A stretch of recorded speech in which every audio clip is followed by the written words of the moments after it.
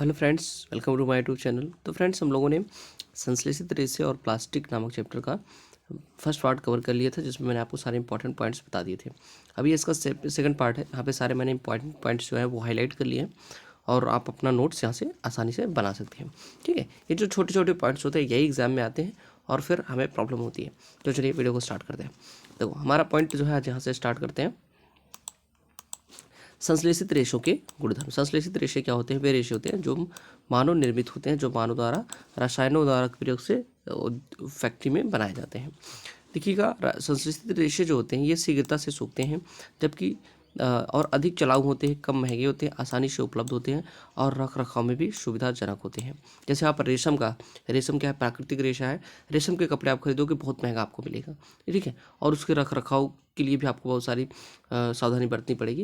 लेकिन जो ये संश्लेषित रेशे होते हैं, जैसे हमारा नायलॉन हुआ, ठीक है, रेयॉन हुआ, इन सब में क्या होते हैं? शीघ्रता से सूखते हैं और चलाऊ भी होते हैं, कम महंगे होते हैं, ज़्यादा महंगे भी नहीं होते और रखने में भी इनको सुविधा होती है। ठीक है, आगे चलते हैं।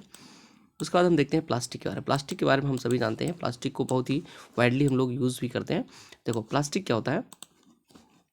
संश्लेषित रेशे की तरह प्लास्टिक भी एक बहुलक है। बहुलक जो हमारा प्लास्टिक होता है वो भी क्या होता है? बहुलक। बहुलक का मतलब होता है बहुत चीज़ों को मिला करके, बहुत सारी इकाइयों को मिला करके एक बनाया जाता है। देखिए, सभी प्लास्टिकों में से इकाइयों की एक व्यवस्था एक ही प्रकार नहीं होती है। कुछ में यह रैखिक होता है और कुछ में यह त्रिरेखबद्ध होता है। देखो, कुछ प्लास्टिक जो होते हैं इस तरीके से इकाइयों के मिलकर बने होते हैं, ठीक है, क्योंकि बहुलक है तो बहुत सारी इकाइयों को मिलकर बनता है, तो ये रेखी होता है। और कुछ में क्या होता है? ये होता है जालीनुमा। आप देख सकते हो, ये जालीनुमा है ना। देखो यहाँ पे फिर इससे भी जुड़ा हुआ है, इससे भी जुड़ा हुआ है, यहाँ ऊपर भी जुड़ा रहेगा, ठीक है। तो ये जालीनुमा है। दो तरीके की यहाँ पे संरचनाएं बताई गई हैं। आगे चलते हैं, प्लास्टिक का और उपयोग देख लेते हैं क्या क्या है। प्लास्टिक आसानी से सांचे में ढाला जा सकता है। प्लास्टिक को गर्म करके एक रूप से दूसरे रूप में परिवर्तित किया जा सकता है। इससे कोई भी आकार दिया जा सकता है। प्लास्टिक का पुनः चक्रण हो सकता है और इसकी रंगाई हो सकती है, इसको पिघलाया जा सकता है, इसे बेलकर चद्दर में बदला जा सकता है और इसकी तारें भी बनाई जा सकती हैं, इसको खींच करके। प्लास्टिक के बहुत सारे उपयोग होते हैं। अब देखिए, यहाँ पे थोड़ा सा पॉइंट है वो मैं आपको बताता हूँ। Polythene, poly plus ethene plastic का एक उदाहरण है, जिसका उपयोग हम क्या करते हैं? पॉलीथीन जो थैलियाँ बनाने के काम आता है, जो थैलियों का उपयोग करते हैं, पॉलीथीन थैलियाँ। ठीक है, आगे चलते हैं। यहाँ पे दो चीज़ें इंपॉर्टेंट हैं, इनको ध्यान से देखिएगा। एक है थर्मोप्लास्टिक और एक है थर्मोसेटिंग प्लास्टिक। तो प्लास्टिक जो गर्म करने पर आसानी से विकृत मतलब होता है डिफॉर्म हो जाता है, उसे हम थर्मोप्लास्टिक बोलते हैं। क्या बोलते हैं? थर्मोप्लास्टिक बोलते हैं। पॉलीथीन और पीवीसी थर्मोप्लास्टिक के कुछ उदाहरण हैं। इनका उपयोग हम खिलौने, कंघियाँ और विभिन्न प्रकार के पात्रों बनाने में करते हैं। तो इसको ध्यान रखिएगा। थर्मोप्लास्टिक क्या होता है? जो गर्म करने पर डिफॉर्म हो जाता है, विकृत हो जाता है, इसका आकार बदल जाता है। कुछ ऐसे प्लास्टिक होते हैं जिन्हें एक बार सांचे में ढाल दिया जाता है तो उन्हें पुनः ऊष्मा देकर के नर्म नहीं किया जा सकता। ये थर्मोसेटिंग प्लास्टिक कहलाते हैं। मतलब एक बार अगर आपको गर्म करके किसी रूप में ढाल दिए तो दोबारा आप उसको चेंज नहीं कर सकते हो, दोबारा दूसरे रूप में नहीं ढाल सकते हो। इसको थर्मोसेटिंग प्लास्टिक बोलते हैं। इसका उदाहरण बहुत इंपॉर्टेंट है। एक है बैकेलाइट और दूसरा है मेलामाइन। इनका उपयोग भी जान लीजिए। यहाँ से क्वेश्चन PCTRE में पूछा गया और अलग अलग एग्जाम में पूछे जाते रहते हैं, ठीक है, तो इसको ध्यान रखिए। यहाँ पे देखो, बैकेलाइट और मेलामाइन। बैकेलाइट ऊष्मा और विद्युत का कुचालक होता है। ऊष्मा और विद्युत का कुचालक होता है। यह बिजली के स्विच, विभिन्न बर्तनों के हत्थे आदि बनाने में काम आता है। मेलामाइन का भी उपयोग जान लीजिए। यह आग का प्रतिरोधक है तथा अन्य प्लास्टिक की अपेक्षा ऊष्मा को सहने की अधिक क्षमता रखता है। आप अभी देखिएगा, मेलामाइन का और उपयोग मैं आपको बता दूंगा। फर्श की टाइलें, रसोई के बर्तन, कप और कपड़े बनाने के उपयोग में लिया जाता है। यह आग का प्रतिरोधक होता है। इसको ध्यान दीजिएगा, जहाँ पे आग के प्रतिरोधक की बात आएगी वहाँ पे आपका मेलामाइन आंसर होगा, ठीक है। अब देखिए, कुछ इसके उदाहरण और देख लेते हैं। देखो, प्लास्टिक का उपयोग हम क्यों करते हैं? प्लास्टिक का उपयोग क्योंकि ये भार में हल्का होता है, कम कीमत का होता है, अच्छा सामर्थ्य होता है, उपयोग में भी इसकी आसानी होती है। धातु की अपेक्षा हल्के होने के कारण प्लास्टिक का उपयोग कारों, वायु अन्य आंतरिक क्षारों बनाने में किया जाता है, ठीक है। प्लास्टिक अनअभिक्रियाशील होता है।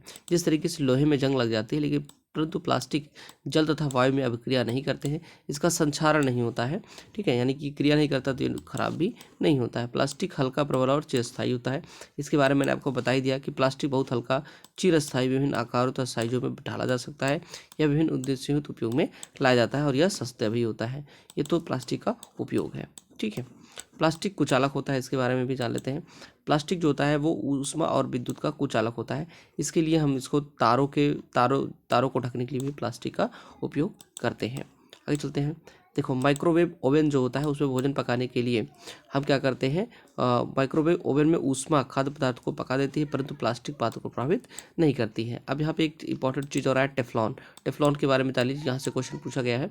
टेफ्लॉन एक विशिष्ट प्लास्टिक है जिस पर तेल और जल चिपकता नहीं है। यह भोजन को पकाने वाले पात्रों पर न चिपकने वाली परत लगाने के काम आता है। आपने सुना होगा टेफ्लॉन वाला जो बर्तन होता है उसमें नॉन स्टिक जिसको बोलते हैं उसमें टेफ्लॉन का यूज किया जाता है। एक प्लास्टिक होता है, ध्यान रखिएगा। और यहाँ पे देखिए मेलामाइन का उपयोग मैंने बताया। अग्निशः प्लास्टिक मतलब कि ऐसा प्लास्टिक जो इसमें आग नहीं पकड़ती है। बहुत सारे कपड़े ऐसे होते हैं जिनमें आग नहीं पकड़ती है, जो किचन वगैरह में कपड़े यूज करते हैं ना, उनमें आग नहीं पकड़ती है। उसका उपयोग क्या है, यद्यपि संश्लेषित रेसे आसानी से आग पकड़ लेते हैं परंतु यह जानना रोचक होगा कि आग बुझाने वाले कर्मचारी के परिधानों पर मेलामाइन प्लास्टिक क्या होता है, मेलामाइन प्लास्टिक की परत चढ़ी होती है जो उन्हें अग्निरोधक बनाती है। इसको ध्यान रखिएगा। अग्निरोधक, जहाँ पे अग्निरोधक की बात आएगी वहाँ पे मेलामाइन का उपयोग करते हैं। प्लास्टिक और पर्यावरण।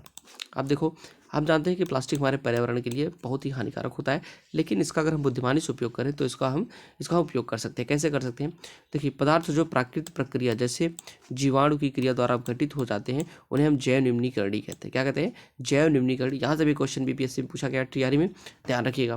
देखो जैव निम्नीकरणीय क्या होते हैं, जो प्राकृतिक प्रक्रियाओं द्वारा यानी कि जीवाणुओं की क्रिया द्वारा घटित हो जाते हैं उनको हम जैव निम्नीकरणीय कहते हैं। जैसे आप मान लो कि पेड़ पौधे की पत्तियां हो गई, छिलके हो गए, सब्जियां हो गई, ये सब क्या होते हैं, जैव निम्नीकरणीय होते हैं। इनको जीवाणु अपघटित कर सकते हैं।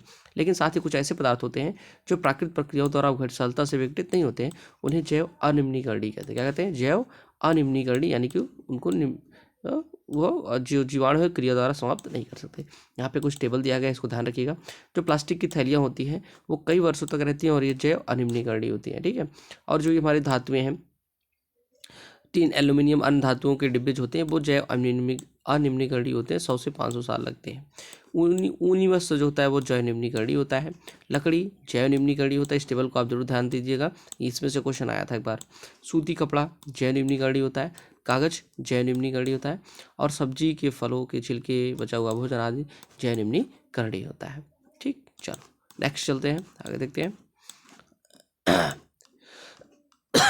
देखो प्लास्टिक का यूज़ मैंने बता दिया कि प्लास्टिक हमारे पर्यावरण के लिए जो है वो लाभदायक नहीं है, इसलिए इसका बुद्धिमानी से प्रयोग और कम प्रयोग करना चाहिए, ठीक है। प्लास्टिक यथासंभव प्लास्टिक के उपयोग से बचिए। कपास या जूट से बने थैलों का प्रयोग करिए, ठीक है। ये सब हम चाहते हैं। आगे चलते हैं। देखिए प्लास्टिक अपशिष्ट को पुनः चक्रित करना बेहतर हो, क्योंकि प्लास्टिक को आप उसको जो जैव अनिम्नीकरणीय होता है इसलिए प्लास्टिक का पुनः चक्रण किया जा सकता है। अधिकांश थर्मोप्लास्टिक पुनः चक्रित किए जा सकते हैं। अब देखिए एक यहाँ पे सिद्धांत आता है 5R का सिद्धांत। 5R का सिद्धांत क्या क्या है, पहला है उपयोग कम करिए, इंग्लिश में बोलते हैं रिड्यूस। पुनः उपयोग करिए, इसको बोलते हैं रीयूज। और पुनः चक्रित करिए, इसको बोलते हैं रिसाइकिल। और पुनः प्राप्त करिए, इसका बोलते हैं रिकवर। और उपयोग न करने को रिफ्यूज कहते हैं। तो रिड्यूस, रीयूज, रिसाइकिल, रिकवर और रिफ्यूज़, इसको याद रखिएगा और इसी क्रम में याद रखिएगा तो बहुत ही बेहतर है, ठीक है। तो इस क्रम में इसको याद रखिएगा, यहाँ से भी क्वेश्चन पूछे जाते हैं। चल आगे चलते हैं। यहाँ पे हम देख लेते हैं कुछ इंपॉर्टेंट पॉइंट्स। देखो रेशा विवेक। प्लास्टिक की थैलियाँ जलाशयों तथा सड़कों पर नहीं फेंकना चाहिए। और खरीदारी के लिए जाते समय एक सूती कपड़े का थैला या जूट का थैला लेकर जाना चाहिए, ठीक है, जिससे कि हमें प्लास्टिक का कम से कम उपयोग करना पड़े। तो ये चैप्टर यहाँ पे समाप्त हो जाता है। कुछ इंपॉर्टेंट क्वेश्चन है उसको भी हम देख लेते हैं।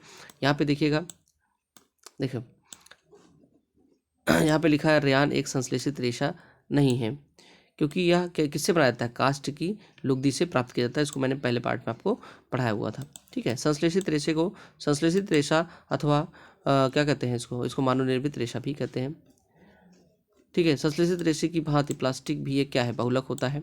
और इस खा वाले का आंसर, संश्लेषित रेशे कच्चे माल से संश्लेषित किए जाते हैं जो डाट डाट कहलाता है। इसका आंसर आप कमेंट करके बताइएगा, तीसरे का खा। मैचिंग में भी कुछ यहाँ पे है, उसको भी देख लेते हैं। मैचिंग में क्या क्या है, यहाँ पे मैचिंग में देखेंगे तो टेफ्लॉन क्या होता है, न चिपकने वाले भोजन बनाने वाले पात्रों के निर्माण में उपयोग किया जाता है।